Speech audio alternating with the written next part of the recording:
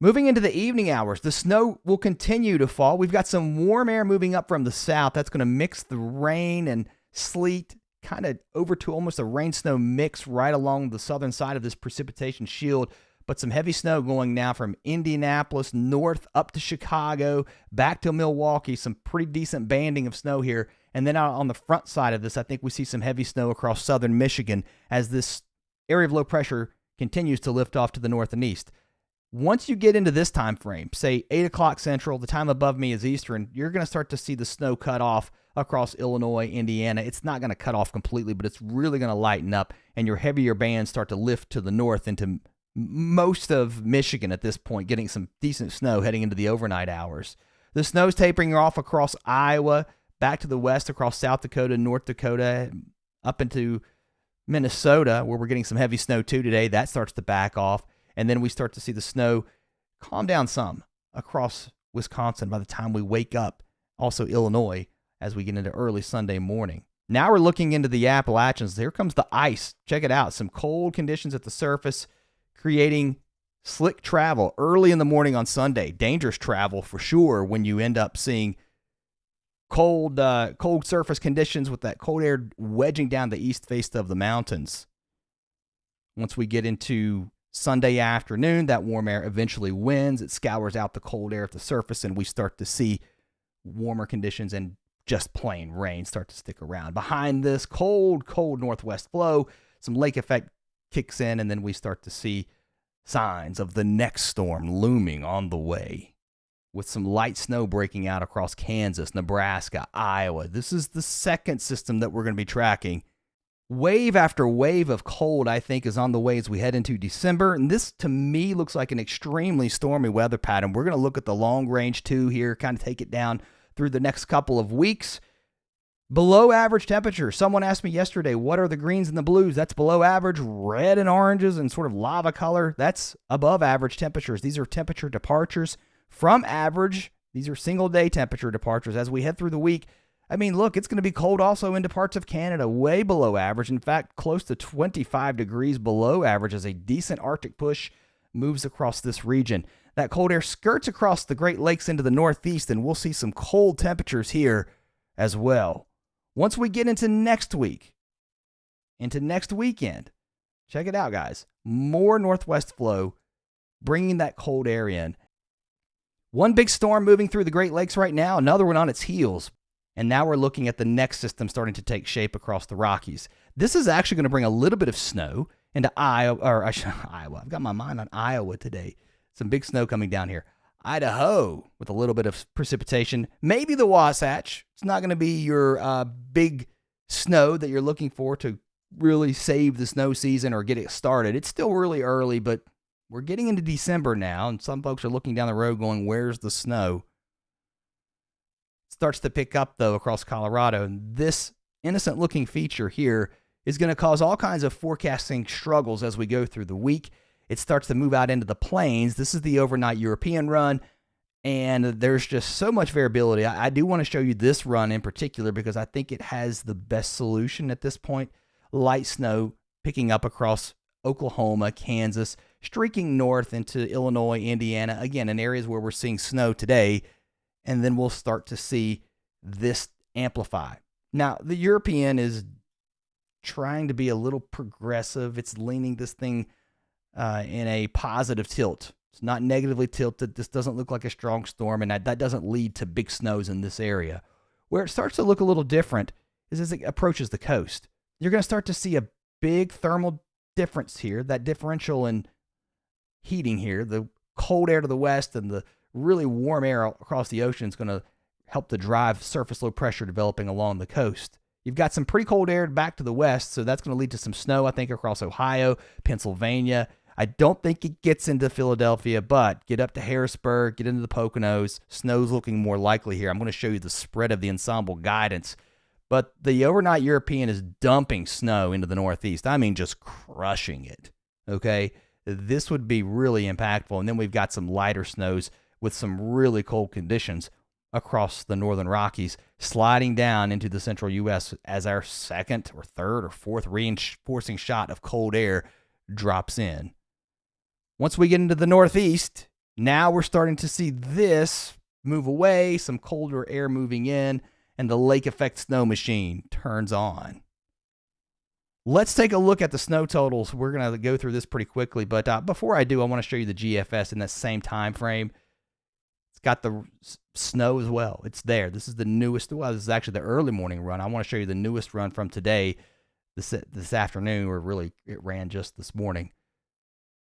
Still got the northeast storm as well. A look at the touch numbers here. These are from the National Digital Forecast Database. A lot of the snow is already underway. I'm not a big fan of looking at snow maps once your snow has already begun because it gets a little confusing. But still, snow in the forecast, and some of this also moving into Ontario and Quebec as this lifts off to the north and east, with some decent snow falling up into parts of eastern Canada too, as our system kicks up into this region with some snow falling across these areas. I don't know. It's certainly not going to make it down into Nova Scotia, but get north of Montreal, some of that snow could actually be on the heavy side, especially north and east of here. Here's a look at the European deterministic overnight. This is the eye candy that people are looking at, and they're going, oh my gracious, a foot of snow here from Hartford down to Danbury. I don't know if it gets into, well, even this run doesn't put the heavy snow into Long Island and New York City, but it puts a huge dump of snow into Boston with close to a foot. I think this setup is just, and even the National Weather Service was talking about this yesterday, it's too warm along the coast. You're going to pull too much warm water in, or warm air in from the water. I don't know. To me, this is too aggressive. This would be the deterministic from early this morning. Not quite the crush, right? So you're seeing huge shifts between the models. This is where I like to sit. This is the ensemble guidance. This uses more than 50 members, and it takes the average. My friends, this is the chance of seeing more than 6 inches of snow, okay? Notice we're barely hitting the ticker here at 10 to 20% across parts of the Northeast. All right, so it's not like all the members are screaming blistering snow, or crushing snow, I should say. Blistering heat is what we would be talking about there, but you know what I mean. You know where I'm going here. If you look at this, more than 3 inches of snow, even here, you're starting to see this uptick above this line here in the yellow, kind of in this area. It's more than 50%. So it's on the table. It's not set in stone. The NAM is just doing its thing. It's just crushing it. It's a terrible thing to look at this late, in its late stages here. So once you get out to 84 hours or so, it's pretty bad. I like the NAM once it gets into that, I don't know, 24 to 36 hour time frame. I've always liked it. I thought it performs pretty well. And this is where it's sitting right now with the snow that's falling. Look at this snow hole that's developing across central Illinois. I don't know what that's all about, but that was from the run that just ran this morning. Still, though, some decent snow expected across this region.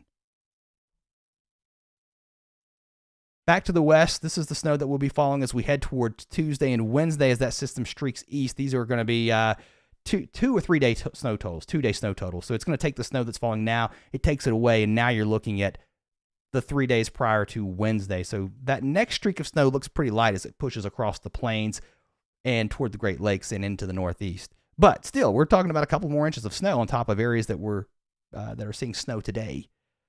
Let's look out west, and then we'll work our way back east with some different maps here. Here comes that system moving into the Pacific Northwest with some snow into eastern Oregon. This is light, moving into Idaho, down into the Wasatch. Some snow here, a couple of inches, maybe even into Salt Lake City, a little bit of snow, but up toward the ski area, some welcomed snow. This is not going to get you skiing for sure. And then this will start to slide into the Rockies with more snow falling here where it's been a very dry start to the ski season. Once this moves into the plains, there's that light snow that I was showing you starting to break out, and then otherwise we start to get kind of quiet. Our next system drops into the Pacific Northwest with some snow showers. It's not a huge, strong system moving in, but it will bring some precipitation into the west as this cold air moves all the way down into the Four Corners states. And we'll take any snow or rain we can get this time of year across the Four Corners as we start to build what snowpack we have. Here's the snow we're expecting. Again, a couple of inches into the mountains here. The heavier snow looks to me in the next couple of days to be across Colorado, with more snow building into the northern Rockies as we head toward the middle part of the week. And here's a look at your temperatures. Waking up on Sunday, cold across North Dakota, Montana. Temperatures, I don't know if it gets this cold. This is the GFS modeling this out. If you look at the European, it might be a little more realistic. Let's go forward. Oh, it's running right now. That's why it's not. I was like, where are the numbers? If you're catching the live stream, clearly this is live.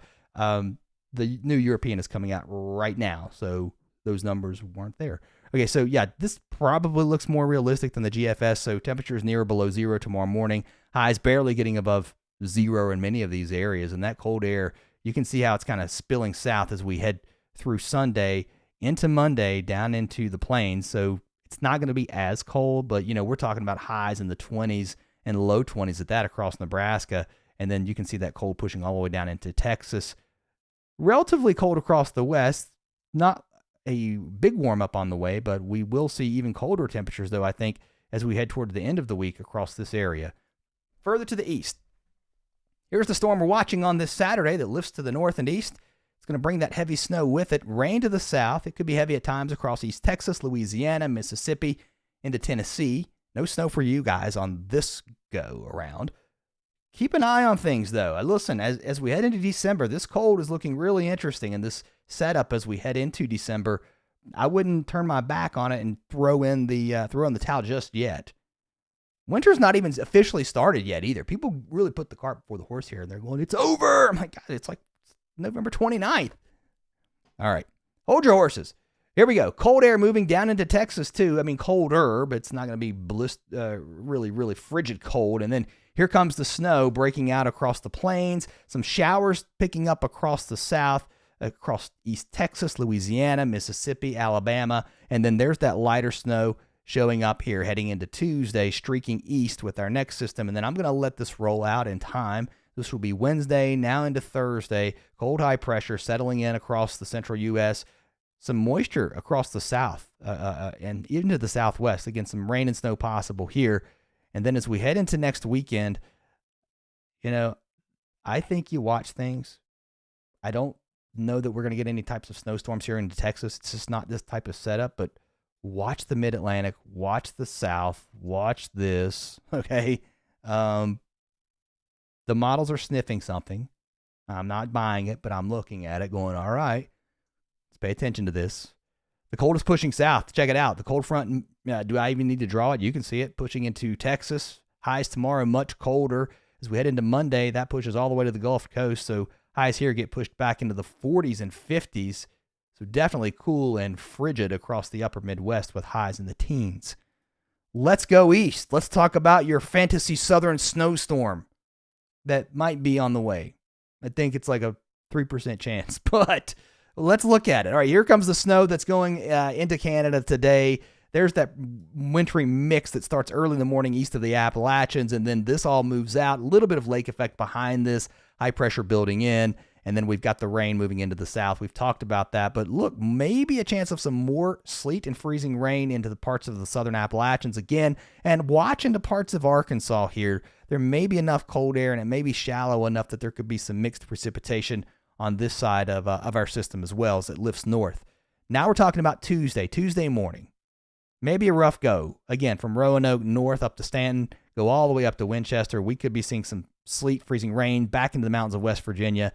Warm air west of the mountains moving up to Charleston, keeping things mostly rain, but get north of, say, Point Pleasant, get up here into Pittsburgh, some light snow falling. At least it looks pretty favorable at this point. And tracking that rain-snow line at this point right along the coast, I think it's next to impossible because the system has not even come ashore yet. So once we get weather balloon sampling, which is going to start to happen, especially early tomorrow morning, our forecast for Tuesday will start to get more refined, and our mid-range and short-range models will start to do a better job of depicting that rain-snow line. But yeah, the overnight European just crushing the Northeast with snow, and then there's the lake effect snow behind this system. Another weak system moves through the south, another one across the northern U.S. That's going to bring some snow here and just some showers across the south.